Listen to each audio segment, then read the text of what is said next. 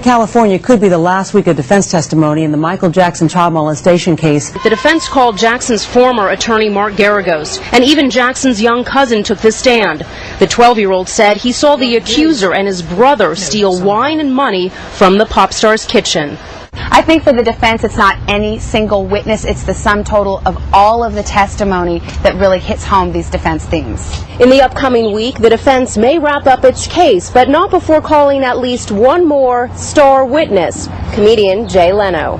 The defense wants to call Jay Leno to show that this family was hustling celebrities for money from day one. They want to show this is a family with a pattern.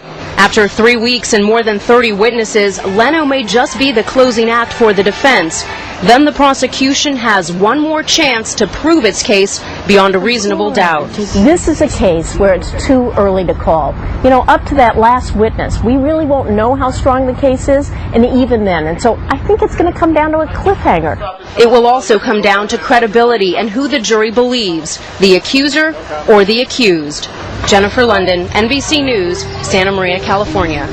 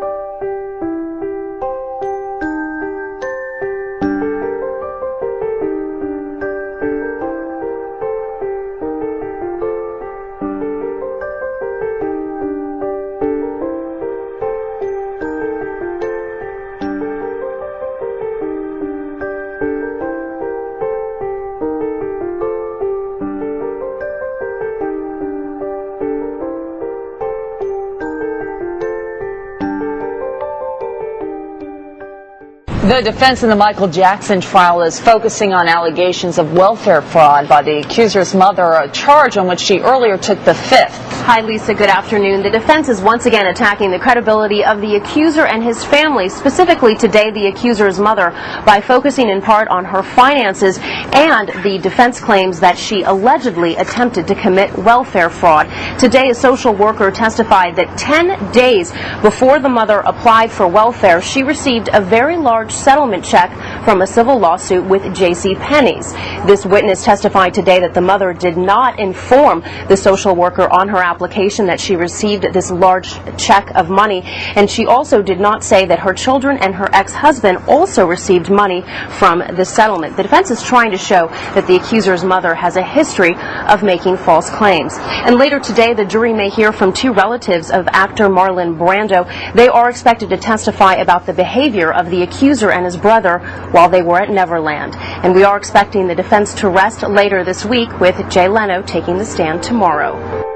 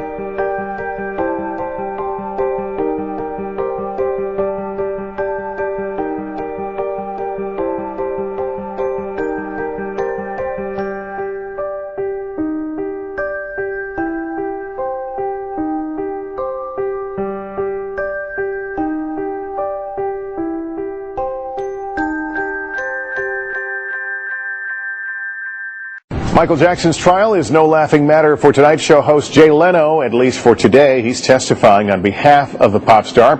Hi, Lester. Earlier in the trial, Judge Melville said, after hearing from a number of attorneys and a number of comedians, he said of the two, he would prefer the comedians. And that may be true again today. While Jay Leno certainly added some levity, he may have not been that helpful to the defense.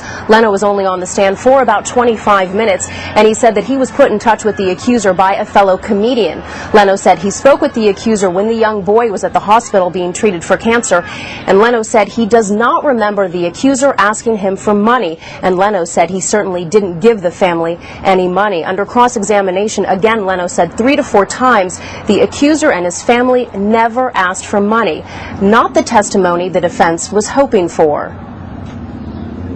Jay Leno seemed to be all show and no business.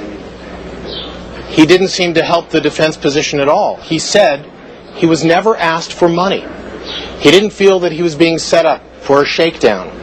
This seems to directly contradict what we were promised by the defense. I think this has to help the prosecution because these are some of the final witnesses for the defense. Jay Leno was supposed to be one of these final flourishes, one of these final knock your socks off witnesses for the defense, and he simply didn't pan out that way. He suggested that he was suspicious of this boy, but look, he also emphasized that he had never seen anything, heard anything from the victim that would have suggested that he wanted something, that he wanted money from him. And we are told the defense is in the final stretch, calling the few last remaining witnesses, and could wrap later this week. Now to the Michael Jackson trial. His defense is set to rest its case today without the pop star taking the stand. Meanwhile, the trial was filled with star power on Tuesday when comedians Jay Leno and Chris Tucker testified for the defense. Predictably, Jay Leno wrung a few good laughs out of his half-hour performance as a Jackson defense witness. Now, I don't want to say it was hot up there in Santa Maria, but Michael Jackson was asking boys what they do for a Klondike bar. That's all I know. But Leno didn't leave Jackson's legal team smiling. Lead attorney Tom Mesereau had said in his opening statement the comic would testify Jackson's accuser and the boy's mother tried to get money from him. But while Leno testified he told police he thought they were looking for money, the boy's words sounding scripted. In fact, he said several times on the stand they never asked for money or for anything. Clearly, this did not pan out in the fashion that he would have expected. Leno did leave them laughing, even the judge, announcing that Renee Zellweger was going to be on that night. But while Leno had the unquestioned star power, he was not, for Jackson's defense, the day's star witness. Her name was Mary Holzer, a paralegal who testified that in the accuser's family's lawsuit against JCPenney, the mother admitted to her it was a fraud, and that she lied under oath and got her kids to lie too, even sending them to acting classes to get money. The defense point, if the alleged fraud by the mother and her children worked against JCPenney, Then this case against Michael Jackson could be the same thing. the last witness in the defense case, actor-comedian Chris Tucker, has begun his testimony about the accuser's family's insinuation into his life. Later today, the prosecution will begin a short rebuttal case, followed by jury instructions, closing arguments, and finally, the case against Michael Jackson going to the jury sometime next week. For today, Mike Taibbi, NBC News, Santa Maria, California.